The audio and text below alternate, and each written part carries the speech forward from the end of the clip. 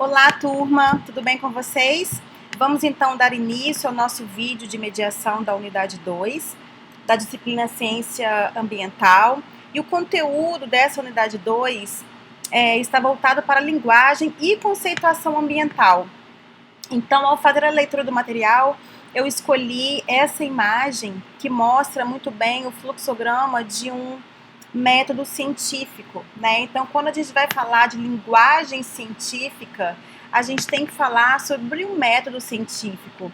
E eu imagino que já seja de conhecimento de vocês tais etapas, mas eu quero aqui conversar mais um pouquinho sobre isso. Então, o método científico, ele é um método para se fazer ciência, né? A gente não faz ciência de qualquer maneira. Nós precisamos cumprir etapas importantes para que aquilo que for realmente descoberto ou investigado tenha realmente uma validade, tá bom?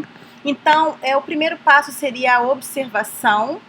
É aquele passo em que você pode fazer tanto em campo, quanto em laboratório, quanto em registros escritos. A observação, ela envolve diferentes técnicas, tá?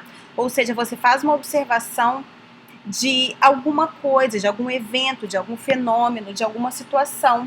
E a partir disso, então, você cria um questionamento, ou seja, por que isso acontece? De onde essa situação vem? Para que fazer esse outro procedimento? E a partir de um questionamento, então, nós somos capazes de criar hipóteses. Pensem comigo, um questionamento pode ter uma resposta positiva ou uma resposta negativa. Então, as hipóteses servem para nortear o nosso trabalho como cientista, ok? A partir das hipóteses, nós temos, então, um experimento. E a partir desse experimento, nós fazemos uma análise e chegamos, então, a uma conclusão. Bom, o nosso material também diz respeito a alguns conceitos importantes, né? Daqui vem o nome conceituação ambiental. Então, para o propósito dessa disciplina, nós definiremos espécie como um agrupamento de populações naturais intercruzantes, ou seja, que se cruzam entre si e que são reprodutivamente isoladas de outros grupos semelhantes. Ou seja, populações de seres vivos que cruzam entre si e que se reproduzem isoladamente de outros grupos semelhantes. Então, esse é o conceito de espécie que nós definiremos e que nós utilizaremos ao longo da nossa disciplina, tá certo? Um outro conceito muito importante que eu queria abordar com vocês também nessa mediação é um conjunto de organismos da mesma espécie que ocupa uma área delimitada pode ser considerado uma população. Então, o termo população, quando se trata de ciência ambiental, é um termo extremamente importante e muito utilizado, tá? Quem de vocês for trabalhar na área ambiental, né, o que é o desejo de muitos biólogos, vai lidar muito com esse conceito. Quando você vai para o campo, você quase não lida com um indivíduo de alguma espécie. Você lida com uma população, geralmente, né? Você lida com grupos de indivíduos, tá? E esse conjunto, né, de organismos de uma mesma espécie é o que se chama, então, de população. Então, guardem esse conceito, porque ele é muito importante tanto ao longo do curso de Ciências Biológicas, quanto também na atuação de vocês como um todo na área ambiental. Nessa abordagem, não encaramos mais o sistema ecológico a partir do ponto de vista individual, mas sim do ponto de vista coletivo, daqueles indivíduos da mesma espécie que vivem juntos. Por exemplo, um conjunto de sabiás laranjeira, turdo-rufos, vivendo em uma porção de Mata Atlântica, representa uma população. Então, o conjunto de população, como eu falei para vocês, ele é até mais utilizado do que o conjunto de espécie, né? E ele requer, então, o entendimento de que é um conjunto de organismos em uma área delimitada. Então, quando a gente fala de sabiá laranjeira, eu não posso falar a população mundial de sabiás laranjeira, né? Eu preciso falar, quando eu falo em população, eu estou dizendo da população de sabiás, ou seja, de indivíduos de uma espécie. Eu delimitei qual é a espécie, mas eu também delimitei o local onde elas vivem. Então, se são sabiás da Mata Atlântica, eu então chamo de população de sabiás laranjeira da Mata Atlântica, tá bom? É assim que a gente usa esse conceito.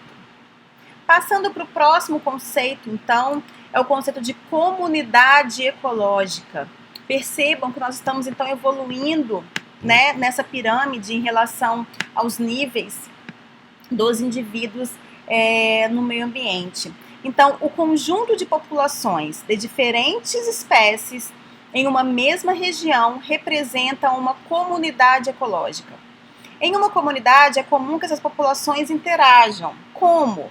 Por exemplo, em uma mesma comunidade, é normal encontrar algumas espécies que se alimentam de outras, como as onças pintadas, pantera-onça, que se alimenta das capivaras, lá no Pantanal. Então, observem que também no conceito de comunidade ecológica nós precisamos delimitar o tipo de espécie e as populações e delimitar o local.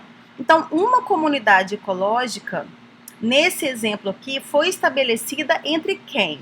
Pensem comigo. Onças pintadas, capivaras, dentro de um espaço chamado Pantanal.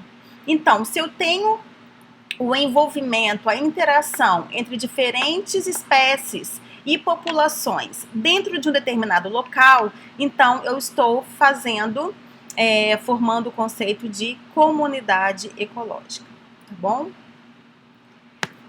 E por fim, então, nós vamos trabalhar um pouquinho com o conceito de ecossistema. Então, um ecossistema representa um conjunto de organismos em seus ambientes físicos e químicos interagindo entre si. São sistemas ecológicos de tamanhos variados, mas em geral são grandes e complexos. Muitas vezes é difícil saber onde termina um ecossistema e começa outro, mas geralmente envolve troca de energia e substâncias entre compartimentos. Por exemplo, podemos falar de ecossistemas florestais, ecossistemas de recifes de corais, ecossistemas de montanhas e outros. Ecólogos que estudam os ecossistemas estão interessados em entender o movimento de energia e matéria entre eles e qual é a influência dos fatores ambientais. Então, gente, o conceito de ecossistema é um conceito bem mais amplo, é uma delimitação também de espaço, né, de local, e mostrando as interações entre as comunidades ali que moram por ali, que permanecem por ali. Mas também existe o que nós chamamos de fluxo de energia e matéria. Então, a grandiosidade do conceito de ecossistema, a amplidão que esse conceito carrega, é porque ele não lida mais apenas com a delimitação do espaço e das populações que estão naquele espaço, mas sim, de uma maneira mais ampla, envolvem o estudo da energia e da matéria que é trocada entre essas populações dentro desses grandes locais, tá bom? E aqui, então, ecossistemas, nós falamos, por exemplo, uma floresta. A floresta amazônica é um ecossistema. Ali dentro existem inúmeras populações, inúmeros conjuntos de espécies diferentes convivendo entre si, correto? E nesse ecossistema ocorre muita troca de energia e matéria. Então, nada melhor no Brasil do que falar sobre a nossa floresta amazônica, que é um dos maiores ecossistemas do mundo. Bom, gente, eu espero ter conseguido fazer uma moderação, né, dos principais conceitos que estão abordados no nosso material da unidade 2. Peço que estejam atentos, né, aos avisos, atentos aos prazos de atividades, e qualquer dúvida, então, nós estamos à disposição no nosso fórum Fale com seu Tutor. Um grande abraço a todos e bons estudos.